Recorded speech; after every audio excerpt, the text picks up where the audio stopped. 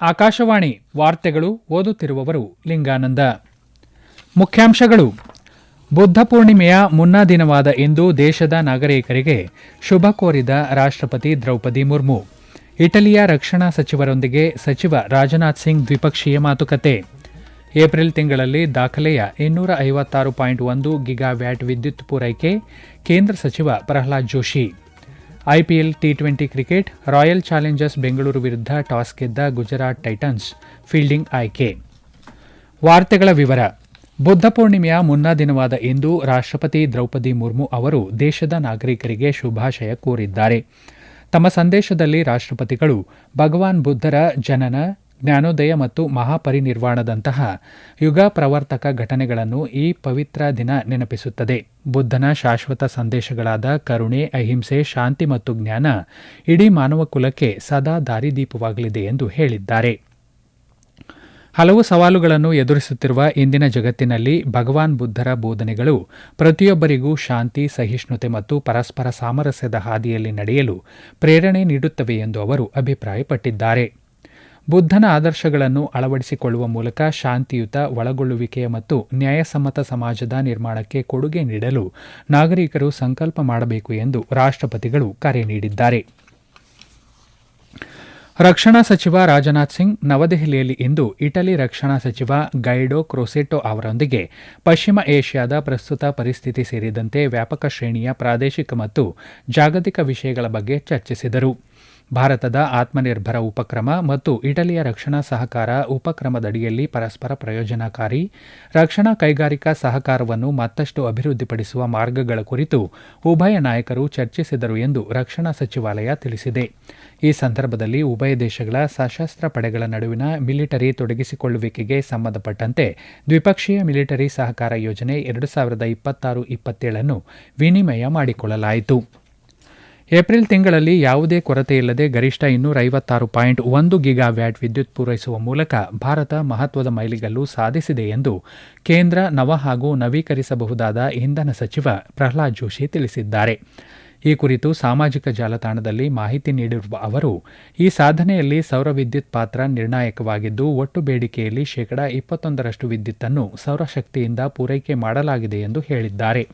ಈ ಅಭಿವೃದ್ಧಿಯು ದೇಶದ ಇಂಧನ ಕ್ಷೇತ್ರದಲ್ಲಿ ರಚನಾತ್ಮಕ ಬದಲಾವಣೆಯನ್ನು ಪ್ರತಿಬಿಂಬಿಸುತ್ತದೆ. ಶುದ್ಧ ಮತ್ತು ನವೀಕರಿಸಬಹುದಾದ ಮೂಲಗಳು ಇಂಧನ ಭದ್ರತೆಯನ್ನು ಹೆಚ್ಚು ಬಲಪಡಿಸುತ್ತವೆ ಹಾಗೂ ಹೆಚ್ಚುತ್ತಿರುವ ಬೇಡಿಕೆಯನ್ನು ಪೂರೈಸುತ್ತಿವೆ ಎಂದು ಸಚಿವ ಪ್ರಹ್ಲಾದ್ ಜೋಶಿ ತಿಳಿಸಿದ್ದಾರೆ. 2026ರ ಮುಂಗಾರು ಹಂಗಾಮಿಗೆ ಅಗತ್ಯಕ್ಕಿಂತ ಹೆಚ್ಚಿನ ಪೂರೈಕೆಯೊಂದಿಗೆ ದೇಶದಲ್ಲಿ ರಸಗೊಬ್ಬರ ಲಭ್ಯತೆ ಸಮರ್ಪಕವಾಗಿದೆ ಎಂದು ಕೇಂದ್ರ ಸರ್ಕಾರ ಭರವಸೆ ನೀಡಿದೆ. ನವದೆಹಲಿಯಲ್ಲಿ ಇಂದು ಪತ್ರಿಕಾಗೋಷ್ಠಿ ಉದ್ದೇಶಿಸಿ ಮಾತನಾಡಿದ ಕೇಂದ್ರ ರಸಗೊಬ್ಬರ ಇಲಾಖೆಯ ಹೆಚ್ಚುವರಿ ಕಾರ್ಯದರ್ಶಿ ಅಪರ್ಣಾ ಶರ್ಮಾ, ದೇಶೀಯ ರಸಗೊಬ್ಬರ ಇಲಾಖೆಯು 62.37 ಎಲ್ಎಂಟಿ ತಲುಪಿದ್ದು, ರಸಗೊಬ್ಬರ ಆಮದು ಸುಮಾರು 15.39 ಎಲ್ಎಂಟಿಯಷ್ಟಿದೆ. ಪ್ರಸ್ತುತ ಅವಧಿಯಲ್ಲಿ ಒಟ್ಟು ಲಭ್ಯತೆ ಸುಮಾರು 78 ಎಲ್ಎಂಟಿಗೆ ಏರಿಕೆಯಾಗಿದೆ ಎಂದು ತಿಳಿಸಿದರು. 38 ಎಲ್ಎಂಟಿ ಯೂರಿಯಾ ಮತ್ತು 19 ಎಲ್ಎಂಟಿ ಫಾಸ್ಫೇಟಿಕ್ ಮತ್ತು ಪೊಟ್ಯಾಸಿಕ್ ರಸಗೊಬ್ಬರಗಳನ್ನು ಆಮದು ಮಾಡಿಕೊಳ್ಳಲು ಜಾಗತಿಕ ಟೆಂಡರ್ ಕರೆಯಲಾಗಿದೆ. ದೇಶದಲ್ಲಿ ರಸಗೊಬ್ಬರದ ಲಭ್ಯತೆ ಸ್ಥಿರವಾಗಿದೆ ಮತ್ತು ಪೂರೈಕೆ ಉತ್ತಮವಾಗಿ ನಿರ್ವಹಿಸಲ್ಪಡುತ್ತಿದೆ ಎಂದು ಅವರು ಮಾಹಿತಿ ನೀಡಿದರು. ದೇಶಾದ್ಯಂತ ಎಲ್ಪಿಜಿ, ಪೆಟ್ರೋಲ್ ಮತ್ತು ಡೀಸೆಲ್ ಪೂರೈಕೆ ಸಾಮಾನ್ಯವಾಗಿದೆ. ಯಾವುದೇ ವಿತರಕರು ಎಲ್ಪಿಜಿ ಅಥವಾ ಇತರೆ ಇಂಧನದ ಕೊರತೆ ಎದುರಿಸುತ್ತಿಲ್ಲ ಎಂದು ಕೇಂದ್ರ ಪೆಟ್ರೋಲಿಯಂ ಮತ್ತು ನೈಸರ್ಗಿಕ ಸಚಿವಾಲಯದ ಕಾರ್ಯದರ್ಶಿ ಸುಜಾತಾ ಶರ್ಮಾ ತಿಳಿಸಿದ್ದಾರೆ. ನವದೆಹಲಿಯಲ್ಲಿ ಇಂದು ನಡೆದ ಪತ್ರಿಕಾಗೋಷ್ಠಿಯಲ್ಲಿ ಮಾತನಾಡಿದ ಅವರು, ಆನ್ಲೈನ್ ಎಲ್ಪಿಜಿ ಬುಕಿಂಗ್ 98% ಹೆಚ್ಚಳವಾಗಿದೆ.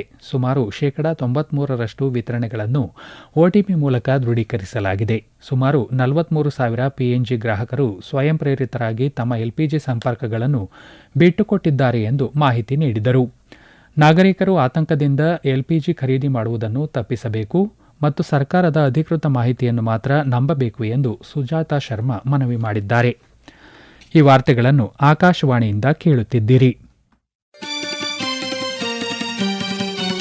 ನಮ್ಮ ಎಲ್ಲಾ ರಾಷ್ಟ್ರೀಯ ವಾರ್ತೆಗಳು ಹಾಗೂ ಪ್ರದೇಶ ಸಮಾಚಾರ ಈಗ ಆಕಾಶವಾಣಿ ನ್ಯೂಸ್ ಕನ್ನಡ ಯೂಟ್ಯೂಬ್ ಚಾನೆಲ್ನಲ್ಲಿ ಲಭ್ಯ.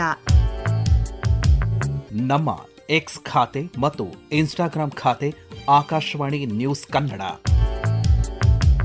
ಹೆಚ್ಚಿನ ಮಾಹಿತಿಗಾಗಿ ನಮ್ಮ ಫೇಸ್ಬುಕ್ ಖಾತೆ AIR ಕನ್ನಡ ನ್ಯೂಸ್ ಅನುಸರಿಸಿ. ಮಾಹಿತಿಯ ಹೂರಣ ವಾರದ ಕಾರ್ಯಕ್ರಮ ಪ್ರಚಲಿತ ವಿದ್ಯಮಾನ ಪ್ರತಿ ಬುಧವಾರ 9:15ಕ್ಕೆ. ಕರ್ನಾಟಕದಲ್ಲಿ ಪ್ರಧಾನಮಂತ್ರಿ ಜನವಿಕಾಸ್ ಮತ್ತು ಉಮೀದ್ ಸೇರಿದಂತೆ ಕೇಂದ್ರ ಸರ್ಕಾರದ ವಿವಿಧ ಯೋಜನೆಗಳ ಅನುಷ್ಠಾನ ಕುರಿತು ನವದೆಹಲಿಯಲ್ಲಿಂದು ಕೇಂದ್ರ ಅಲ್ಪಸಂಖ್ಯಾತ ವ್ಯವಹಾರಗಳ ಸಚಿವಾಲಯದ ಕಾರ್ಯದರ್ಶಿ ಅಧ್ಯಕ್ಷತೆಯಲ್ಲಿ ಪರಿಶೀಲನಾ ಸಭೆ ನಡೆಯಿತು.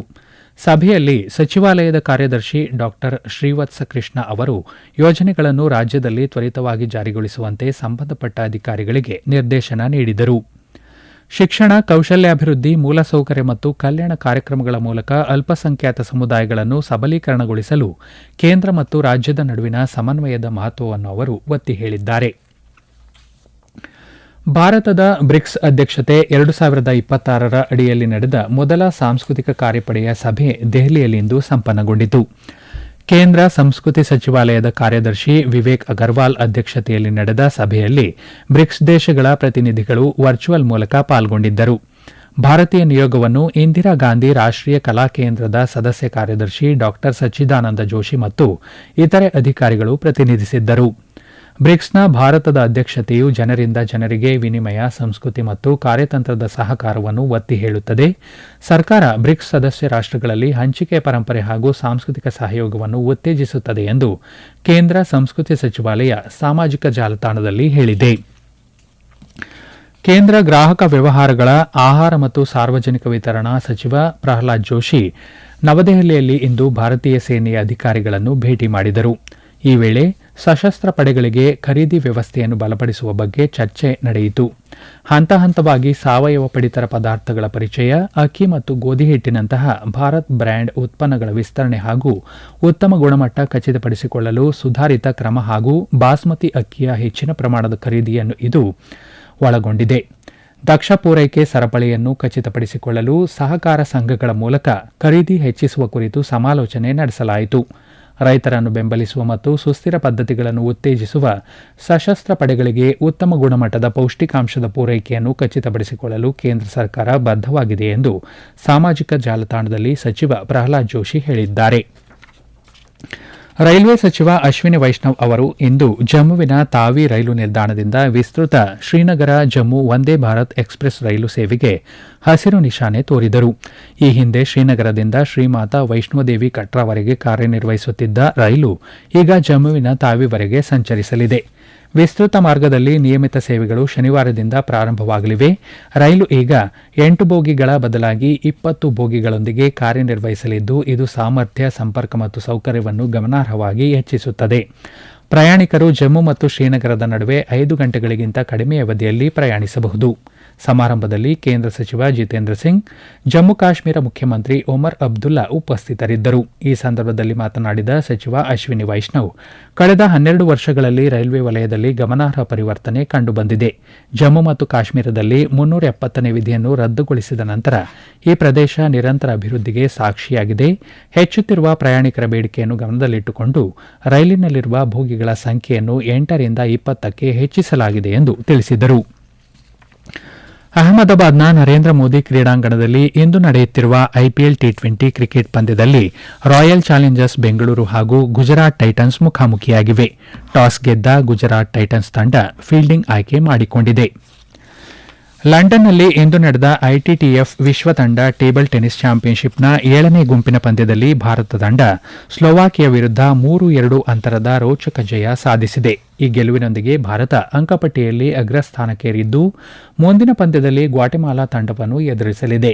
ಭಾರತದ ಪುರುಷರ ಮತ್ತು ಮಹಿಳೆಯರ 2 ತಂಡಗಳು ತಮ್ಮ ಅಂತಿಮ ಗುಂಪಿನ ಪಂದ್ಯದಲ್ಲಿ ಮುಂದಿನ ಗುರುವಾರ ಸ್ಪರ್ಧಿಸಲಿವೆ. ಈಗ ಕೊನೆಯಲ್ಲಿ ಮತ್ತೊಮ್ಮೆ ಮುಖ್ಯಾಂಶಗಳು.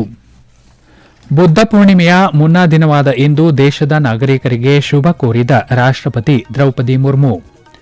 ಇಟಲಿಯ ರಕ್ಷಣಾ ಸಚಿವರೊಂದಿಗೆ ಸಚಿವ ರಾಜನಾಥ್ ಸಿಂಗ್ ದ್ವಿಪಕ್ಷೀಯ ಮಾತುಕತೆ. ಏಪ್ರಿಲ್ ತಿಂಗಳಲ್ಲಿ ದಾಖಲೆಯ 256.1 ಗಿಗಾವ್ಯಾಟ್ ವಿದ್ಯುತ್ ಪೂರೈಕೆ. ಕೇಂದ್ರ ಸಚಿವ ಪ್ರಹ್ಲಾದ್ ಜೋಶಿ.